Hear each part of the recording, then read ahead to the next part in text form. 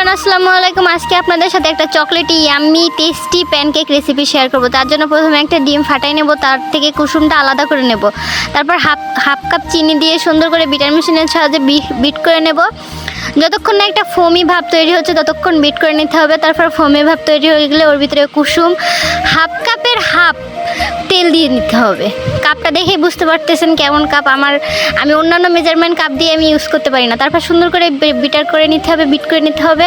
তারপর half cup ময়দা, 1 চা চামচ কোকো পাউডার, হাফ চা চামচ বেকিং পাউডার দিয়ে সুন্দরভাবে এগুলোকে মিক্স করে নেব। মিশ্রণটা যখন এমন একটা থিকনেস চলে আসবে তখন আমি এটাকে ছোট ছোট মিনি প্যানকেক বানাই নেব সুন্দর করে।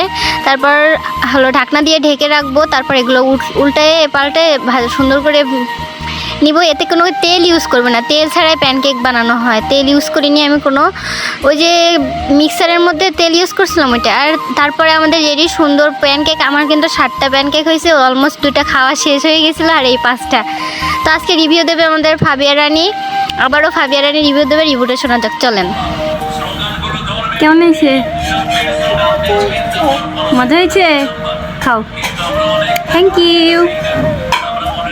তো আজকে ভিডিওটা এই পর্যন্ত। সবাই ভালো থাকবেন, আল্লাহ হাফেজ। নতুন ভিডিও পেতে আমার আইডিটি ফলো দিয়ে রাখবেন।